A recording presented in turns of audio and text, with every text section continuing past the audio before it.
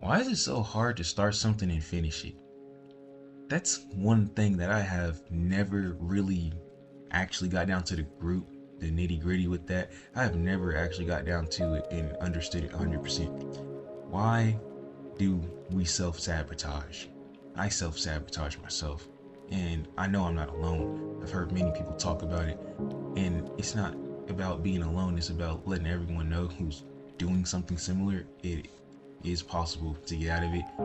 And the first step is to realize that you're doing it and admit that you have a problem doing it. For me, my version of self sabotage is quite literally working out for 2 months straight, starting to see actual legitimate gains that last longer than just me doing the workout right then and there. I'll actually get something great going, start seeing muscle definition, and then I'll just be like, well, I guess I'm good now, and I'll stop, and I will not continue. I will literally stop. You know, even something as simple as beating a game that you really enjoy, that I really enjoy, and I just stop because I'm like, I don't want to finish it. I'm like, wait, that is some weird stuff. That makes no sense whatsoever, and it never will make sense because it's not supposed to make sense. It's not supposed to be something that you do. What I'm saying is that it's an actual problem that I have. I don't finish what I start. And it's probably one of the fakest things that you can do to yourself and to others. Now, when it comes to other people, usually, like if I say I'm gonna do something, I'm gonna do it. You know what I mean?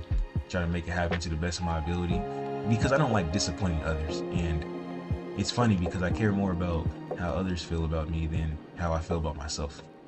That's an issue, but it's real.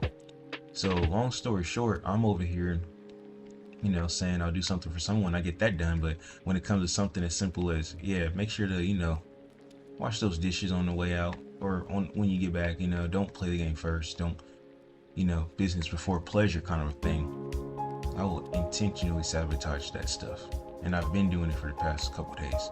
And it doesn't make sense. You know what I mean? It never will make sense. And on top of that, it hurts. Like physically, emotionally, all that good stuff. What's up, Fizzy, man? You good, man? Honestly, I'm recording. I'm kind of streaming right now, and I'm just making a video at the same time. Just talking about some real life stuff, bro. So, me personally, I'll be on that self-sabotaging stuff where you don't finish what you start. And I know I'm not the only one around here who's ever done it. It's just one of those things that everything's a learned behavior, and I've learned that behavior, and I actually am stuck in that pattern of that. Doing that, self-sabotaging and hurting yourself type stuff. Like I don't cut myself, I don't physically hurt myself, but when it comes to like mentally and for the future, like I will literally start to work out and I'll see real good progress, muscle definition, all that. And then I'll be like, well, I guess this is my limit. This is it. And that makes no sense, obviously, but it's something that I've actually done recently. Man, personally, life just be too much at times, man. I hear that for sure, like that's real.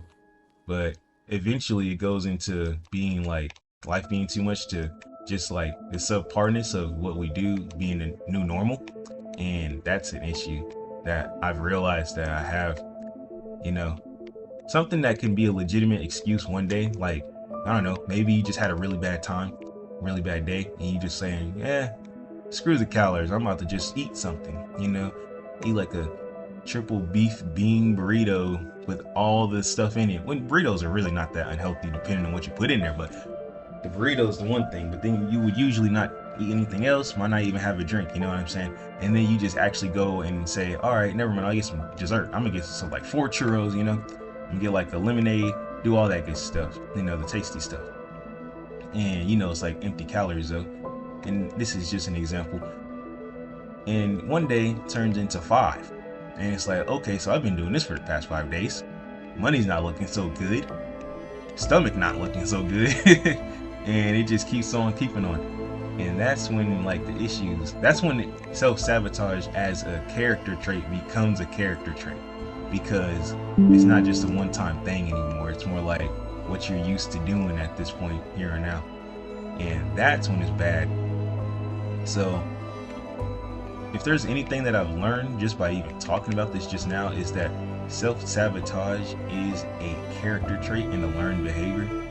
Everything is a learned behavior, of course, but that is also a learned behavior that a lot of people give themselves flack for doing, but not realizing that they learned it somewhere along their life.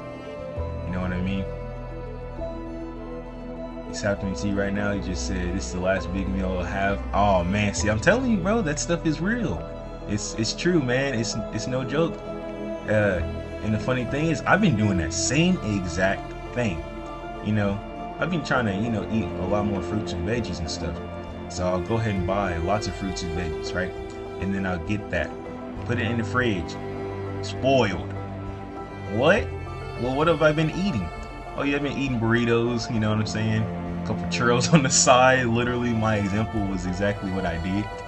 And I'm just doing the wrong thing, and I know it, and I'm not like doing what I'm supposed to be doing. So what does that mean?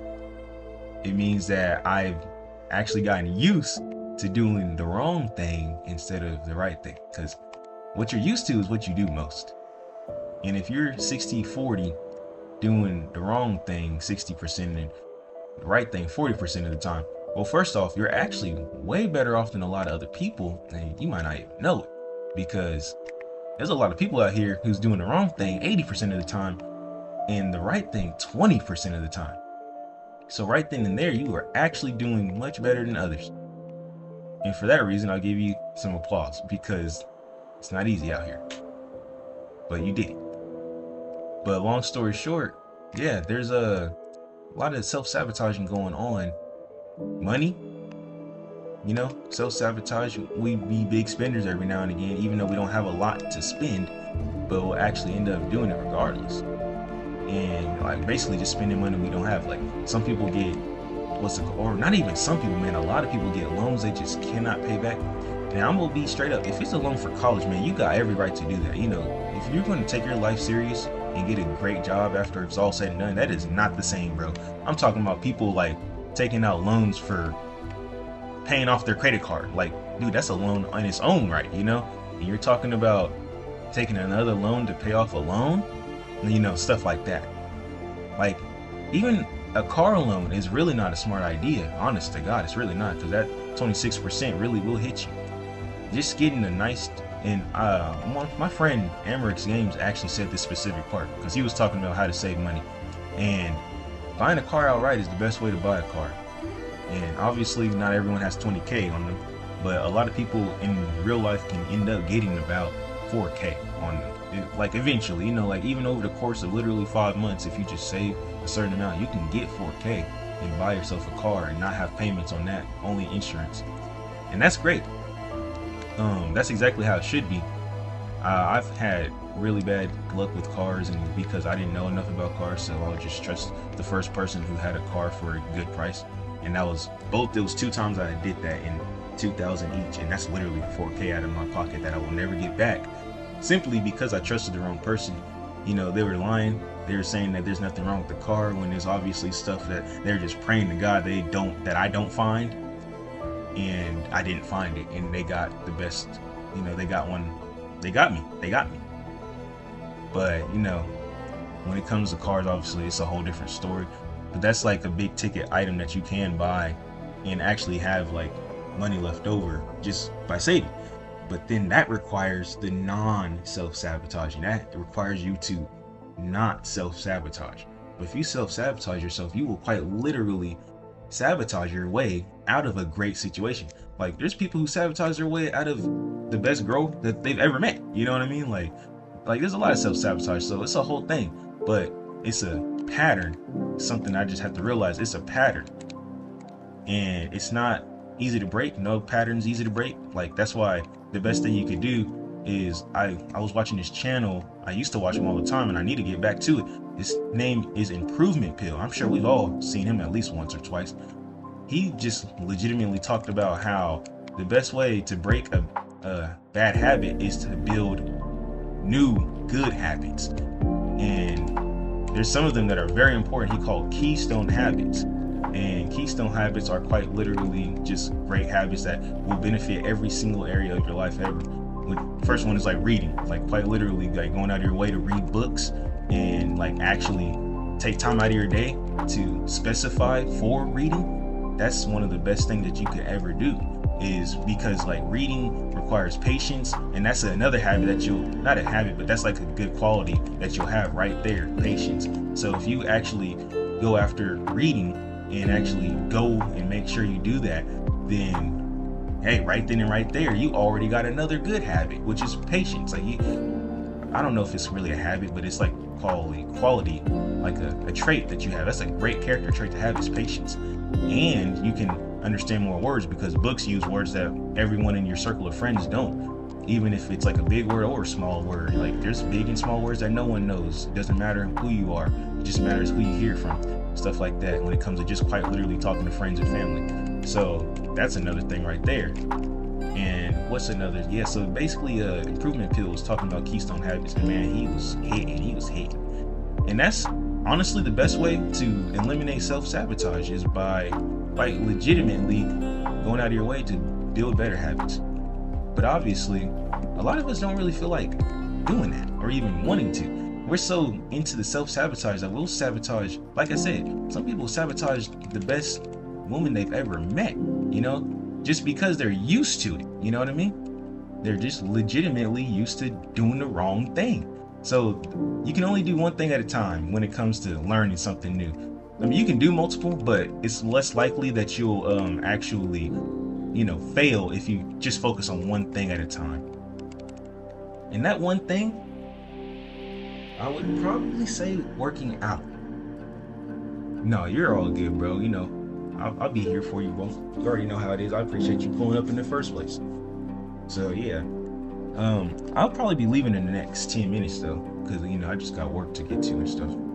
But thanks for pulling up, for real. But man, I have to say, working out is probably the very first and the very best keystone habit.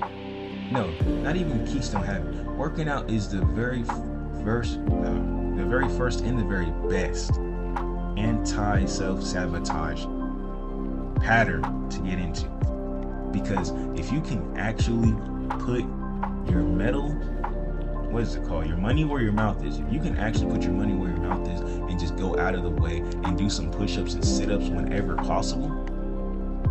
Not even just that, because there's milestones to everything. So literally working out just requires you to move your body. It's the easiest thing that you can do. Quite literally the easiest thing. You can do a push-up anywhere. If you were really dedicated, you could genuinely, it doesn't even take true dedication. You can just go to the bathroom. If there's like a single-use bathroom, just like not a single-use, but a single-person bathroom, and you are like embarrassed, but you got to go to work, you got to get these hours regardless. You got things that you can and need to do.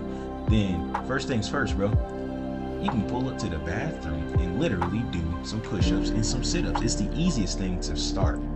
And it'll get you your mind. It'll obviously make your muscles bigger, but that's over time. That's something that you wait and you actually get going.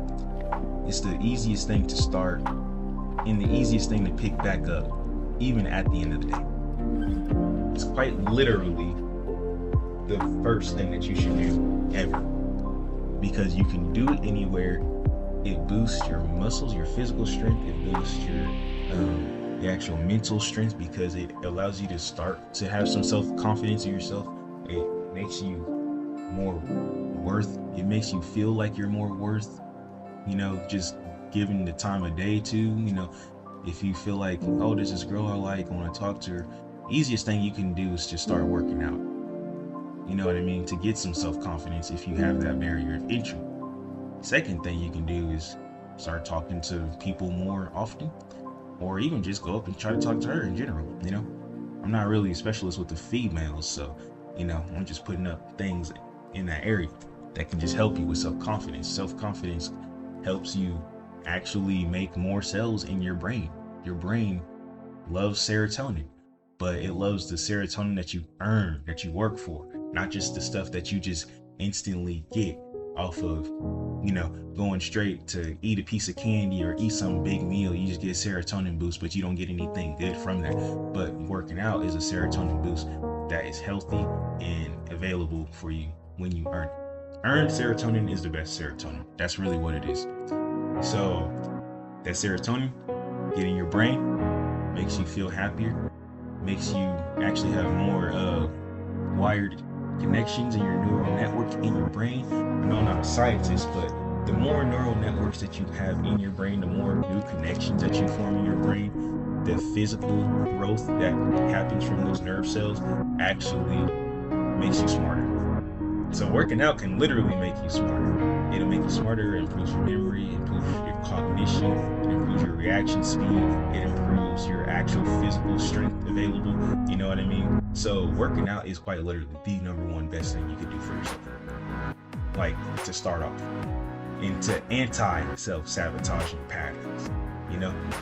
I would say, shoot, the second anti-self-sabotaging pattern would be time management. But that's the hardest thing to do for some people, easiest things for others. For me, time management is all day, every day. You don't just, do it right quick. You just actually, it's really a cognitive state. Time management is really more of a cognitive state, in my opinion. Like, you can plan time management, but if you don't actually do time management, then you're not doing anything. You know what I mean?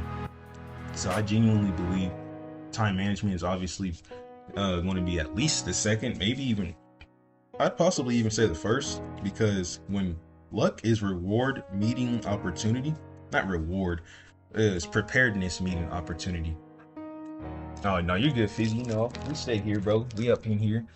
I might do, how much time do I got? I think I got enough for one sortie. We're gonna find out. No, we probably don't. We're gonna find out.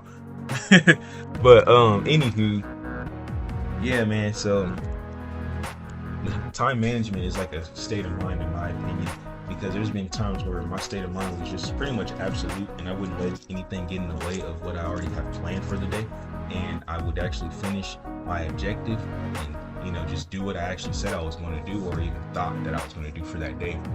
And I feel like time management is that.